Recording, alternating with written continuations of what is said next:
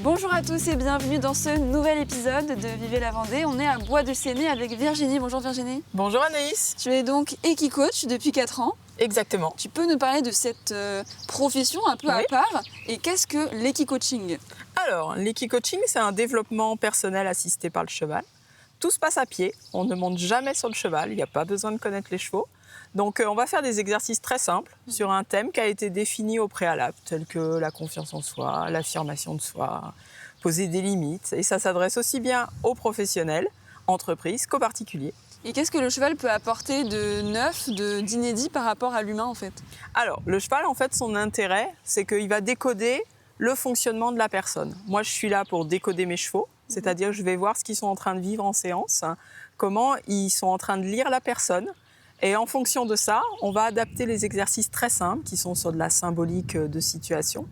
Et on va adapter les exercices pour que la personne elle réussisse à être en situation de réussite. C'est-à-dire que quand elle va finir sa séance d'équi-coaching autour du thème qui a été défini, elle aura progressé tant avec le cheval que dans sa vie de tous les jours. On est sur de la transposition.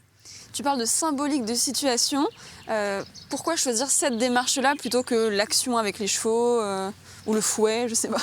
Alors, en fait, le cheval, c'est un animal très sensible, qui est toujours dans la bienveillance. Et pour moi, c'était très important d'être très respectueuse de son être, de qui il est, de ce qu'il apporte à l'humain. Et donc, d'être dans un échange et non dans un rapport de dominant-dominé, qui peut être le rapport que les êtres humains peuvent avoir avec beaucoup d'animaux. En particulier les chevaux, non? Aussi avec les chevaux, effectivement. Avec la compétition, tout ça. Exactement. Donc là, j'ai 2 chevaux ici. Un qui était mon cheval de compétition, qui aujourd'hui est à la retraite et qui adore faire des séances d'équi-coaching parce qu'il est devenu un être à part entière, sans rapport de domination. Est-ce que je vais pouvoir tester pour le public, comme ça ils vont voir à travers mes yeux, mon ressenti un peu, qu'est-ce que c'est que l'équi-coaching? Avec plaisir. Allez, on fait ça. Ouais. Donc là, c'est quoi les étapes? Alors, je pense que ce qui est intéressant, 4 minutes, c'est assez court. Donc, 4 minutes, tu vas avoir le temps de faire un exercice avec lui. Donc, ce qu'on va faire, c'est que je vais tout expliquer avant, comment tu vas faire. Comme ça va être... Oui. Il dit oui aussi. Il est OK.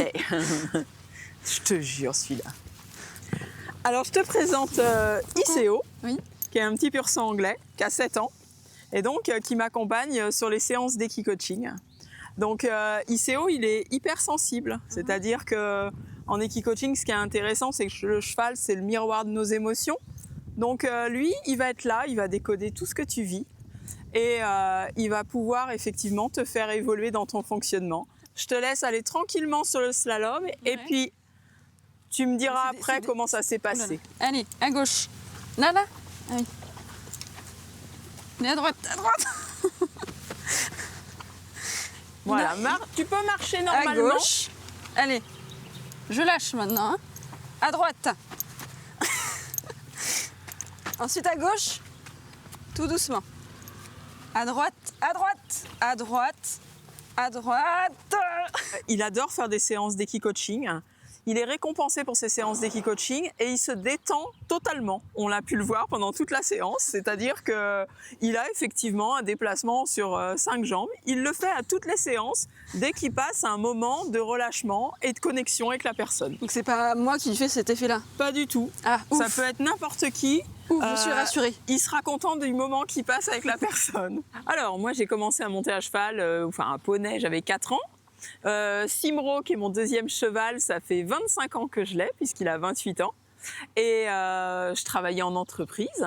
Et puis, j'ai souhaité mêler ma passion des chevaux avec mon métier et pouvoir effectivement proposer de l'équi-coaching aussi bien aux entreprises qu'aux particuliers. Je crois qu'il faut refaire parce que t'as eu le truc qui enlève. Le thème. Moins tu le tenais fort, plus vous étiez en fait ensemble et mieux ça se passait. Après, tu t'es remis un petit peu de pression parce que tu as raté un plot. Et du coup, il l'a senti tout de suite. Il l'a tout de suite senti, il s'est crispé. Ouais. Et donc après, tu n'arrivais plus en fait sans reprendre le contrôle. En fait, je suis capable d'analyser parce que mon cheval, il m'a donné des informations sur ton fonctionnement. Et lui, il se trompe pas. Lui, c'est une valeur sûre. parce qu'il a besoin de savoir C'est un vrai outil. ton quelque part. fonctionnement. C'est ton outil. Le cheval, en fait, c'est mon collègue, c'est mon partenaire. Sans lui, je ne peux pas faire mon métier. Il faut aussi expliquer que l'équicoaching, c'est pas pour tout le monde. Alors, l'équicoaching, c'est à bien différencier de l'équithérapie, puisque l'équithérapie, c'est plus à connotation médicale. L'équicoaching, c'est vraiment du développement personnel, assisté par le cheval. C'est-à-dire qu'on va être plus performant, on ne va pas aller moins mal. Voilà, c'est important de le préciser. Je travaille avec des psychologues qui m'envoient certains de leurs patients, parce que ça permet effectivement d'élargir les possibilités de soins de ces patients avec les chevaux. Donc ça s'adresse à des gens qui, comme tu disais, ont besoin de s'affirmer, donc c'est lié à la confiance. C'est quoi les thématiques? Alors, il y a plein de thématiques. Ça peut être la confiance en soi, savoir poser des limites, savoir dire non, s'affirmer, c'est très important. Quand j'ai des groupes, ça peut être sur la cohésion d'équipe, la communication. C'est des thèmes qui sont récurrents et qui sont travaillés avec les chevaux. Pourquoi c'est méconnu en fait l'équicoaching? On n'en parle pas beaucoup. Alors, l'équicoaching est assez récent en France. Ça fait une vingtaine d'années que ça existe. Effectivement, il y a peu d'équicoachs. C'est de plus en plus demandé par les entreprises parce que c'est une façon de travailler sur la cohésion d'équipe, sur la communication. Donc, ça tend à se démocratiser. Moi, j'organise de plus en plus de séminaires d'entreprise ici, à la journée ou à la demi-journée, sur un thème qui a été défini par le directeur d'agence ou le responsable de l'entreprise. Et les résultats sont concluants à chaque fois? Alors oui, parce qu'en fait, les gens sont mis avec les chevaux directement dans l'activité et ça leur permet de trouver des solutions aux problématiques qu'ils peuvent avoir en entreprise. Et de ce fait, ils repartent en entreprise avec des solutions qui pourront adapter à l'entreprise. Et pour les téléspectateurs, s'ils veulent découvrir l'équicoaching, je crois que tu proposes des séjours, c'est ça? Oui, exactement. Donc effectivement, là, on se trouve dans un espace où on propose des séjours bien-être pour 2 personnes, soit en couple, soit des amis, qui veulent venir découvrir l'équicoaching et en même temps passer un moment au calme avec un spa dans le logement et les chevaux qui sont juste derrière, le pré est juste derrière et puis ils font une séance d'équicoaching ou 2 comme ils le souhaitent. Sans oublier le lit à baldaquin. Faut pas l'oublier, celui-ci. Le lit balinet, très important, oui, effectivement.